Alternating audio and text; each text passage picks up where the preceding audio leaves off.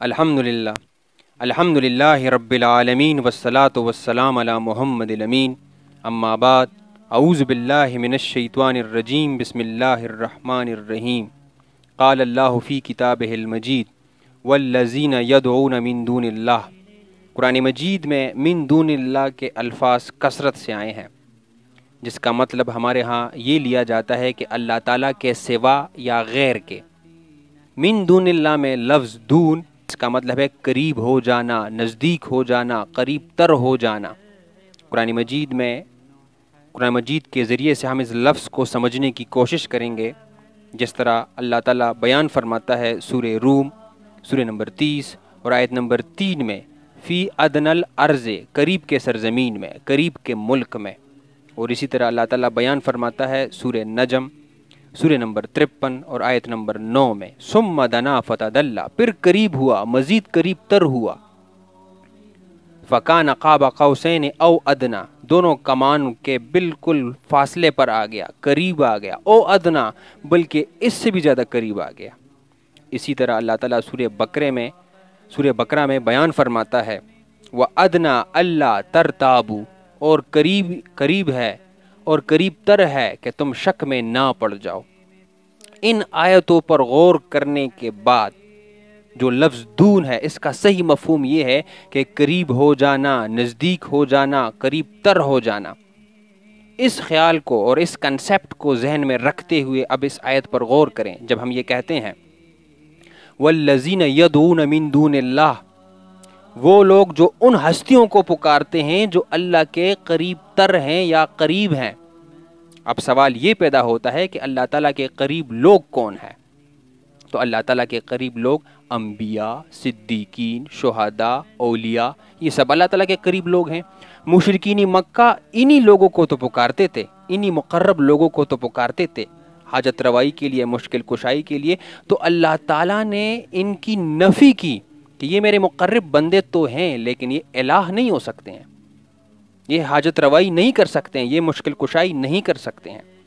अब यहाँ पर दो सूरतें हैं जिनको पुकारा जा रहा है, यानी जिनको पुकारा जा रहा है वो वाक़यतन हो सकता है कि वो मुकर्रब बंदों में से हो। मिसाल के तौर पर शुहदा, सालिहीन, बिल्कुल हो सकता है, और ये हैं भी, अल्लाह ताला के मुकर्रब बंदों में से हैं। या ये भी हो सकता है कि मिसाल के तौर पर मुशरिकीन की नज़र में जिनको पुकारा जा रहा है, मुशरिकीन की नज़र में वो मुकर्रब बंदे होंगे। तो अल्लाह ताला ने इन दोनों की तरदीद कर दी कि चाहे वो वाक़यतन मेरे करीब हो, मेरे करीब तर हो, उनसे भी नफ़ी की अल्लाह ताला ने।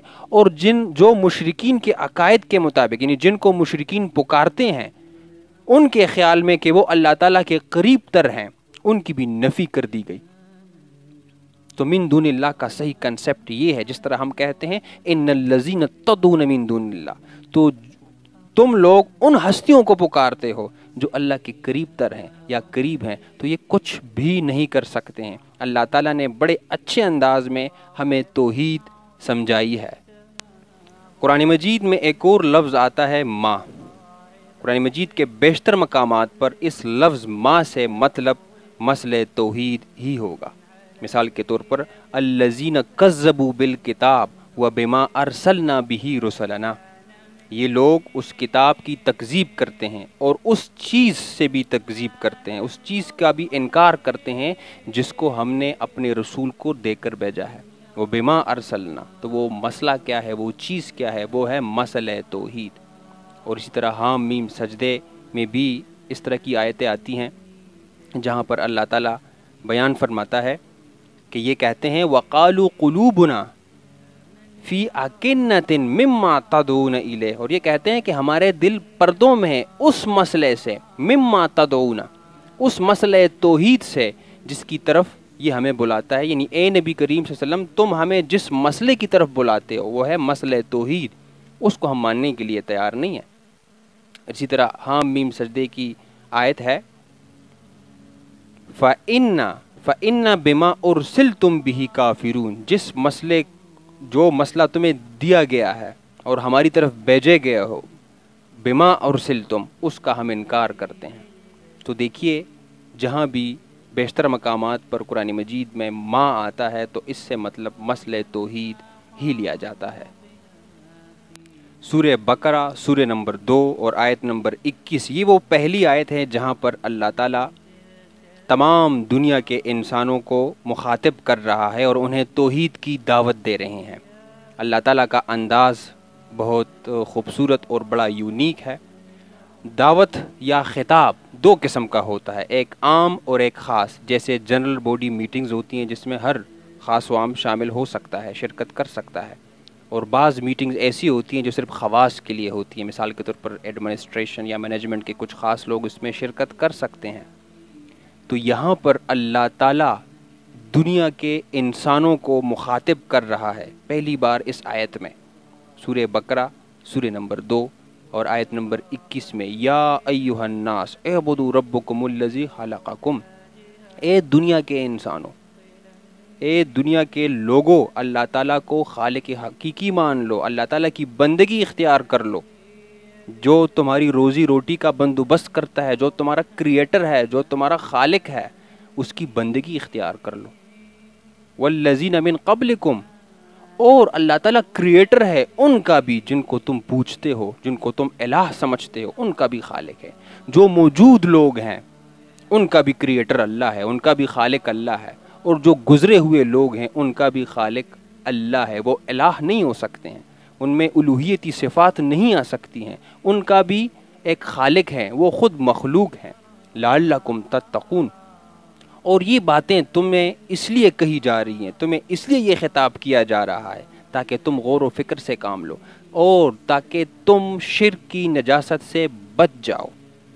اب سوال یہ پیدا ہوتا ہے کہ اللہ تعالیٰ یہ مطالبہ ہم سے کیوں کر رہے ہیں کہ ہم اسی کو خالق حقیقی مان لیں، اس کی بندگی اختیار کر لیں؟ اللہ تعالیٰ دلیل کے طور پر جواب دیتے ہیں کہ دیکھیے، باپ کے سامنے اگر بیٹا یہ کہتا ہے کہ یہ بات میں کیوں مان لوں، تو باپ آگے سے کہتا ہے کہ میں تمہارا باپ ہوں، تمہیں یہ بات ماننی ہے، تمہیں یہ کام کرنا ہے۔ تو دیکھیے اللہ تعالیٰ کہتے ہیں، دیکھیے کس طرح ایک باپ چاہتا ہے اور حق جتاتا ہے کہ وہ یہ چاہتا ہے کہ اس کی اولاد اس کی بات مان لے۔ تو کیا یہ میرا حق نہیں ہے؟ میں تو تمہارا کریٹر ہوں کہ میرا بھی یہ حق تسلیم کیا جائے کہ توحید کو میرے لیے خاص کیا جائے، میرے ساتھ شرک نہ کیا جائے، مجھے معبود تسلیم کیا جائے، مجھے خالق تسلیم کیا جائے، مجھے کریٹر تسلیم کیا جائے۔ تو کیا یہ میرا حق نہیں ہے؟ تو اللہ تعالیٰ اب اس کے بعد دلائل دے رہا ہے۔ آگے اللہ تعالیٰ بیان فرماتا ہے، الذی جعل لکم الارض فراشا والسماء بناء وَأَنزَلَ مِنَ السَّمَاءِ مَاءً فَأَخْرَجَ بِهِ مِنَ الثَّمَرَاتِ رِزْقًا لَكُمْ فَلَا تَجْعَلُوا لِلَّهِ أَندَادًا وَأَنْتُمْ تَعْلَمُونَ۔ اللہ تعالیٰ کا انداز بہت نرالا ہے اور بہت خوبصورت انداز کے ساتھ اللہ تعالیٰ ہمیں سمجھا رہے ہیں۔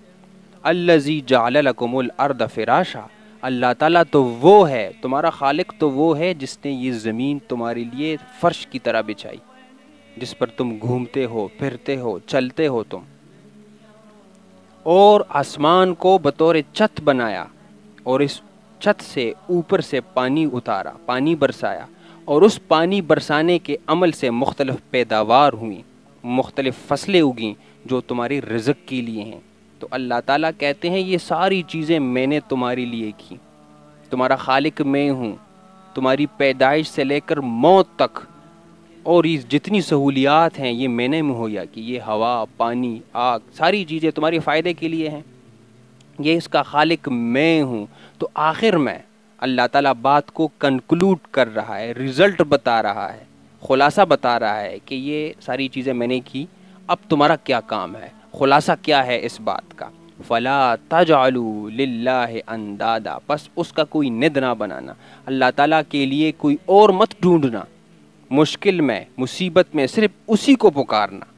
تو تم نے یہ کرنا ہے، فلا تجعلوا للہ اندادا، اللہ تعالیٰ کا کوئی ند نہ بنانا، یعنی اللہ تعالیٰ کی جو کوالٹیز ہیں، جو الوہیتی صفات ہیں، وہ کسی اور میں نہیں ماننا، وہ نہ کسی جادوگر میں ماننا وہ خوبیاں، وہ کسی دجال میں بھی وہ آپ نہ مانیں، وہ کسی تعویذ گر میں بھی آپ نہ مانیں، وہ کسی نجومی میں بھی آپ نہ مانیں، کسی بزرگ میں بھی نہ مانیں، کسی نبی میں بھی نہ مانیں، کسی میں بھی نہ مانیں. فلا تجعلوا للہ اندادا وانتم تعلمون، اور تم جانتے ہو کہ یہ ساری چیزیں بندوبست، یہ فصلیں اگانا، یہ بارش بھائی سب اللہ تعالیٰ کرتا ہے، تم جانتے ہو، اس کے باوجود بھی شرک کرتے ہو. تو اللہ تعالیٰ کس قدر خوبصورت انداز کے ساتھ ہمیں توحید سمجھا رہے ہیں کہ چونکہ میں تمہارا خالق ہوں، میں تمہارا پیدا کرنے والا ہوں، تم مجھ ہی کو پکارو، مجھ ہی کو الہ بناؤ، دوسرے غیر اللہ کی طرف مت جاؤ. تو یہ سبق اور یہ توحید بیان کی جا رہی ہے. تو کس قدر شفقت کے ساتھ، محبت کے ساتھ اللہ تعالیٰ نے اس بارے میں دلائل دیے ہیں. جب اللہ کے رسول اس قسم کی توحید مشرکین کے سامنے بیان کرتے تھے تو وہ کہتے تھے کہ یہ باتیں ہماری سمجھ میں نہیں آنے والی. یہ کیسے ہو سکتا ہے کہ اللہ اپنے بزرگوں کے متعلق یہ کہے کہ ان کے پاس کوئی اختیار ہی نہیں ہے؟ یہ کیسے ہو سکتا ہے کہ اللہ اپنے نبیوں کے متعلق، اپنے ولیوں کے متعلق یہ کہے کہ ان کے پاس کوئی اختیار نہیں ہے؟ یہ باتیں جو تم کرتے ہو یہ ہماری سمجھ میں نہیں آنے والی. یعنی ان بزرگوں کو تو ہم پکارتے ہیں، یہ ہماری حاجت روائی کرتے ہیں، مشکل کشائی کرتے ہیں، اور تم آتے ہو اور کہتے ہو کہ اللہ تعالیٰ نے یہ کہا ہے کہ انہیں کوئی اختیار حاصل نہیں ہے، لہٰذا یہ بات ہماری سمجھ میں نہیں آتی کہ اللہ تعالیٰ اپنے بزرگوں کے متعلق کیوں کہے گا. اس قسم کی باتیں اللہ تعالیٰ نے اپنے بزرگوں کے متعلق نہیں کہی ہے، اور اللہ تعالیٰ نے ان کی تضاد بیانیاں اور غلط بیانی بیان کی ہے جو وہ اللہ کے رسول کی طرف کرتے تھے. یقولون افتراہ، وہ کہتے تھے کہ یہ اللہ کا رسول جو ہے یہ اپنی طرف سے باتیں کرتا ہے اور پھر ہمیں بیان کرتا ہے، لہٰذا یہ بات ہماری سمجھ میں نہیں آتی. جب یہ کہتا ہے کہ بزرگوں کے پاس کوئی اختیار نہیں ہے، یہ بات ہماری سمجھ سے باہر ہے. اس کے بعد اللہ تعالیٰ جواب دیتے ہیں کہ اچھا، تمہیں جو رسول بتا رہے ہیں کہ بزرگوں کے پاس کوئی اختیار نہیں ہے، یہ مشکل کشا نہیں ہو سکتے ہیں، یہ داتا نہیں ہو سکتے ہیں، کوئی بارش نہیں برسا سکتا ہے، کوئی مردے کو زندہ نہیں کر سکتا ہے اللہ تعالیٰ کے علاوہ، تم شک میں پڑتے ہو. تمہیں یہ لگتا ہے کہ یہ جو میرا رسول ہے یہ اپنی طرف سے باتیں گڑتا ہے، تم شک میں مبتلا ہو، یعنی مسئلہ توحید کے متعلق تم شک میں مبتلا ہو. تو ایک کام کرو، وَإِن كُنتُمْ فِي رَيْبٍ مِّمَّا نَزَّلْنَا عَلَىٰ عَبْدِنَا، جس طرح میں نے یہ بات کلیئر کی کہ ماں میں مسئلہ توحید پوشیدہ ہوتا ہے. وَإِن كُنتُمْ فِي رَيْبٍ مِّمَّا نَزَّلْنَا عَلَىٰ عَبْدِنَا، یہ رسول جو تمہاری طرف آیا ہے، اگر تمہیں شک ہے اس مسئلہ توحید میں جو تمہیں یہ بیان کر رہا ہے، یہ ہمارا بندہ جو تمہاری طرف آیا ہے، یہ رسول جو تمہاری طرف آیا ہے اور تمہیں توحید کی دعوت دے رہا ہے، مسئلہ توحید سمجھا رہا ہے، اس میں تمہیں شک ہے، تو فَأْتُوا بِسُورَةٍ مِّن مِّثْلِهِ، تو کوئی صورت لے آؤ اس جیسی، تو کوئی صورت لے آؤ جس میں تمہارے بزرگوں کے کارنامے بیان ہوئے ہوں، جس میں یہ دلیل ہو کہ تمہارے بزرگ بھی الوہیتی صفات رکھتے ہیں، جن میں یہ بات لکھی گئی ہو کہ انہیں شریک کرنا بالکل جائز ہے کیونکہ ان کو اختیار حاصل ہو. تم یہ سمجھتے ہو کہ بزرگوں کو بہت بڑیاں شکتیاں دی گئی ہیں، تو وہ صورت لے آؤ جہاں پر دلائل موجود ہوں. وَدْعُوا شُهَدَاءَكُم مِّن دُونِ اللَّهِ، اور جن کے بارے میں تمہارا دعویٰ ہے، تم دعوے دار ہو، جن کے بارے میں تمہارا دعویٰ ہے کہ یہ اللہ تعالیٰ کے بڑے قریب لوگ ہیں، تو ان کو بھی بطور گواہ پیش کرو.